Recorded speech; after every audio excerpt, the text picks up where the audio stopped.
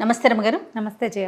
రమగారు, చందమామ కథలు ఎక్కువ చెప్పుకుంటున్నాం కదండి. చాలా సింపుల్గా, కానీ చందమామలో మోరల్ ఉంటుందండి కదా.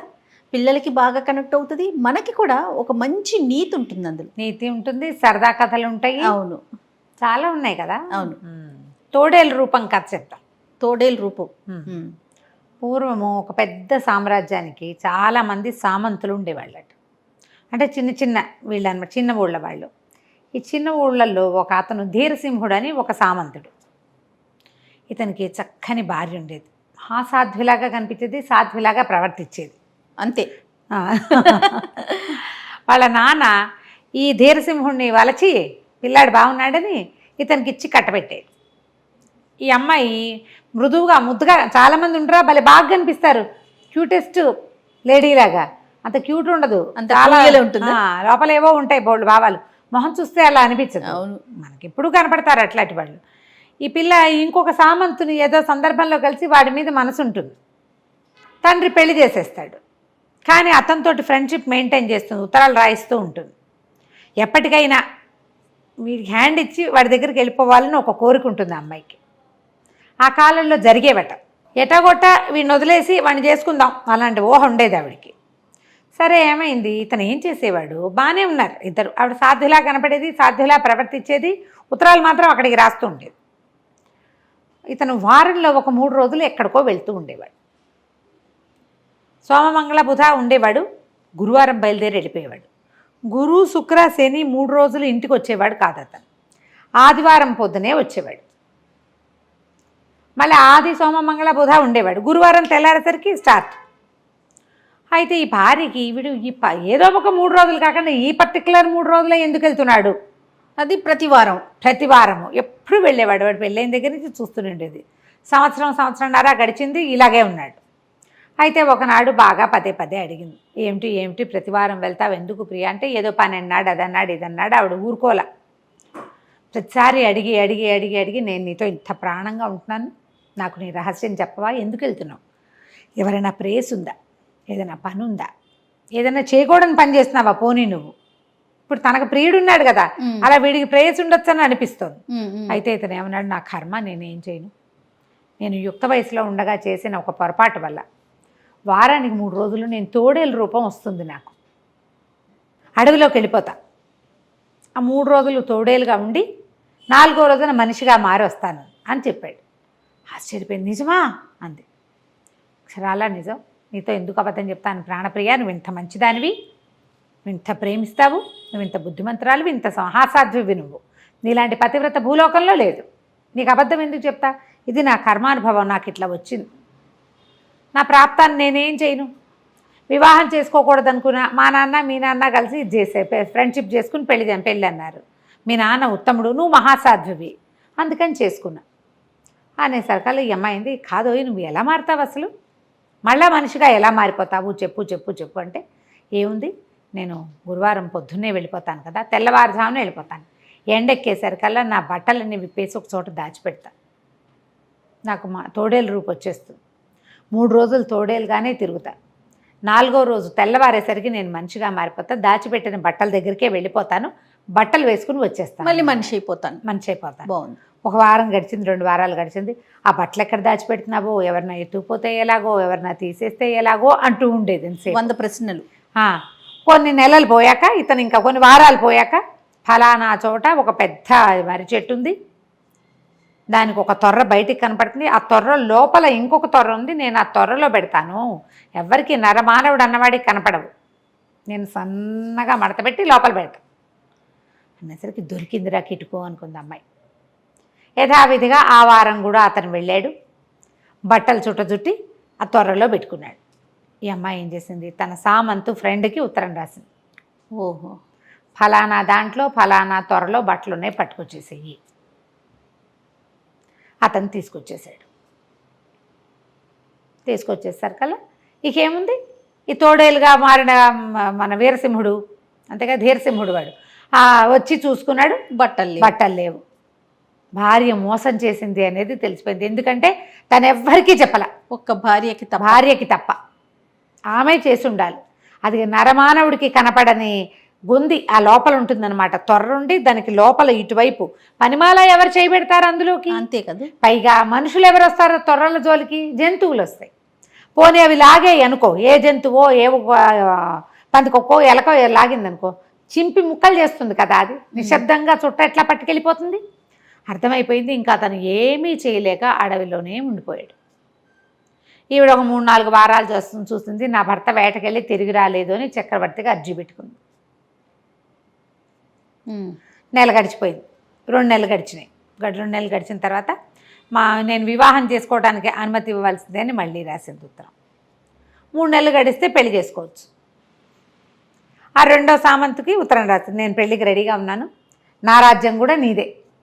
ఇతని ఒక చిన్న సామ్రాజ్యం ఉందిగా, చిన్న ఊరు, ఆ ఊరు కూడా అతనికి కట్టబెట్టి అతన్ని పెళ్లి చేసేసుకుంది. ఇద్దరు కలిసి ఉండేవాళ్ళు. కొంతకాలం గడిచిపోయింది, ఇట్లా సంవత్సరాలు కొంతకాలం గడిచాక ఒకనాడు రాజుగారు అడవిలోకి వేటకెళ్ళాడు. పెద్ద రాజుగారు వెళ్తే వేట కుక్కల్ని తీసుకెళ్తే ఈ కుక్కలు వాటిని చూసినప్పుడు ఈ తోడేలు గుర్తుపెట్టింది. అవి రోడ్డు మారడి తిరిగేవి కాదు, రాజుగారి కుక్క. వాటికి తెలుసు కదా, ఈ ధీరసింహుడికి రాజు అంటే చాలా ఇష్టం. ఓకే. రాజు దగ్గరికి బాగా వెళ్ళేవాడు. అతను చిన్నతనంలోనే సైన్యంలో చేరాడు, రాజుగారి దగ్గర చేరాడు. సామంతుగా తండ్రి తర్వాత తనంతట తను గుర్తింపు తెచ్చుకున్నాడు. రాజు అంటే చాలా ప్రీతి, కాస్త దగ్గరగా సమవయస్కులు వాళ్ళు. సరే, ఆ కంచి కుక్కలు పడ్డాయి తోడేలు వెనకాల. తోడేలు ముప్పు తిప్పలు పెట్టేసింది. ఒట్టి తోడేలుకి తెలియవు కిటుకులు, వీడు మనిషి తోడేలు కదా, వీడికి కిటుకులు బాగా తెలిసినాయి. అయితే ఈయనేం చేశాడు, వీళ్ళంతా మొత్తం వెళ్ళింది, సైన్యం అంతా వెళ్ళింది కదా, వేటగాళ్ళు వాళ్ళు వీళ్ళు అందరూ కలిసి తోడేలుని కార్నర్ చేశారు, కొట్టేయబోతే పరిగెత్తుకుంటూ వచ్చి ఆ తోడేలు రాజుగారి గుర్రం దగ్గర కూలబడిపోయి ఒక కాలు ఎత్తి ఆ రికాబు మీద వేసింది. ఆయన కాలు ఇట్లా గుర్రం మీద కూర్చుంటాడుగా, కాళ్ళు పెట్టుకుంటారు కింద, రికాబ్ అంటారు. గుర్రం మించి జీను మించి ఒకటి వచ్చి కిందకి పాదాలు దూర్చిపెట్టుకునేందుకు దాని మీద తన కుడికాలు ఎత్తి వేసింది. అంటే శరణు కోరుతున్నాను అనే అర్థం వచ్చేలాగా.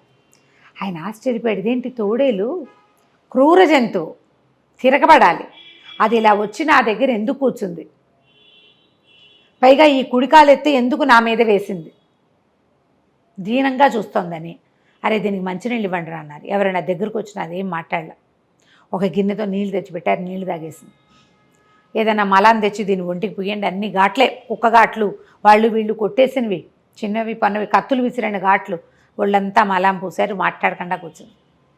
రాజుగారు ఎటు తిరిగితే అటు తిరుగుతోంది.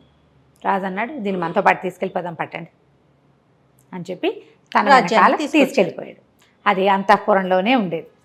రాజుగారి సభకెళ్తే పోయి సభ వాకిట్లో కూర్చునేది, ఆయన వెనకాలే తిరుగుతూ ఉండేది. పెంపుడు కుక్కలాగా బిహేవ్ చేసేది. బాగుంది.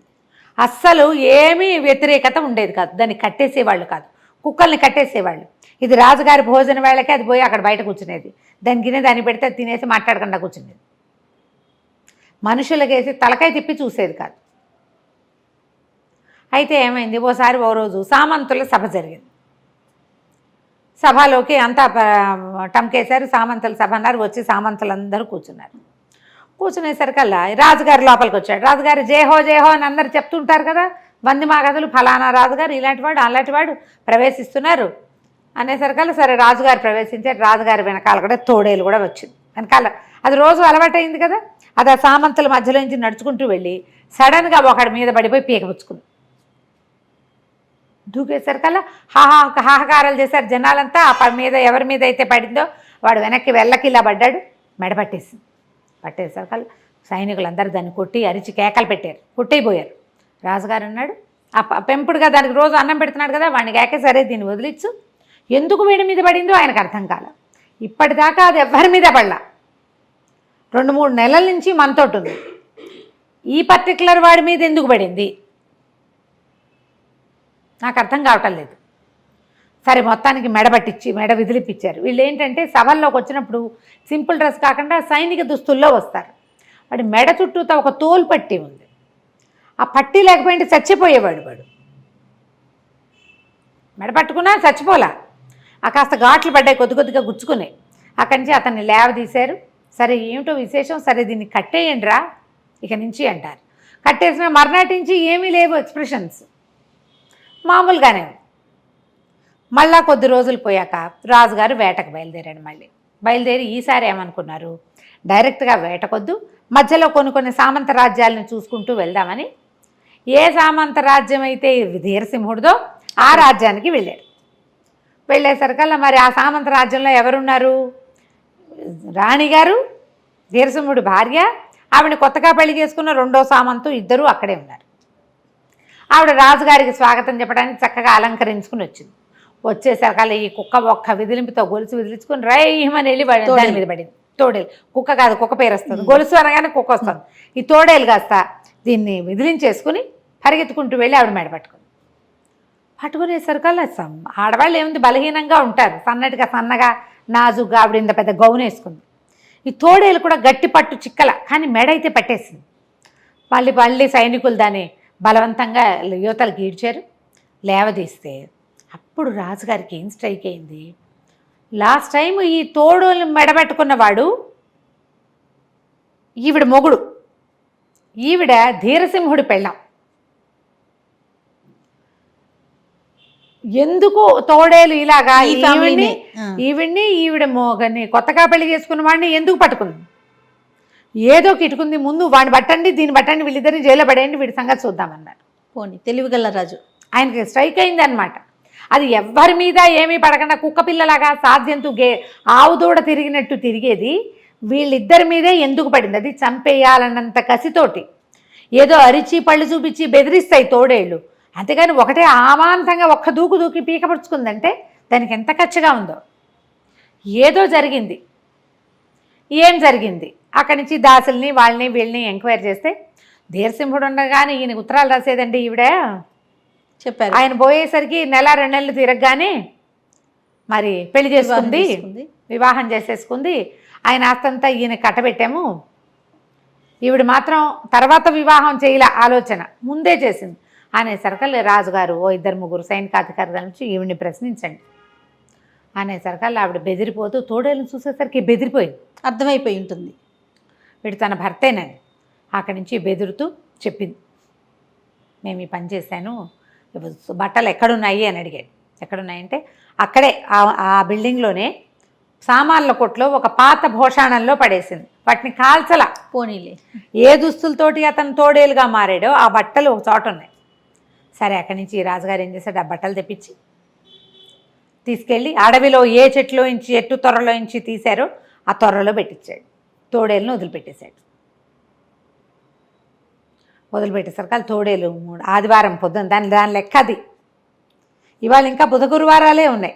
3 రోజులు అడవంతా తిరిగి ఆదివారం నాడు పొద్దున మనిషిగా మారి ఆ బట్టలు వేసుకుని వచ్చింది. తన రాజ్యాన్ని చక్రవర్తి సామ్రాజ్యంలో కల్పేశాడు ధీరసింహుడు. నా భార్య వద్దు, నాకు సంసారం వద్దు అని రాజుగారి దగ్గరే ఉండి 3 రోజులు రాజుగారిని మామూలుగా సేవించి 4వ రోజున తోడేలు అయిపోగానే ఆయన వెనకాల కుక్కపిల్లలాగా తిరుగుతూ అక్కడే ఉండేవాడు. కథ కంచికి మనం ఇంటికి. చాలా బాగుంది, సరదాగా ఉంది కదా. అవునండి, అవును. నమస్తే. నమస్తే.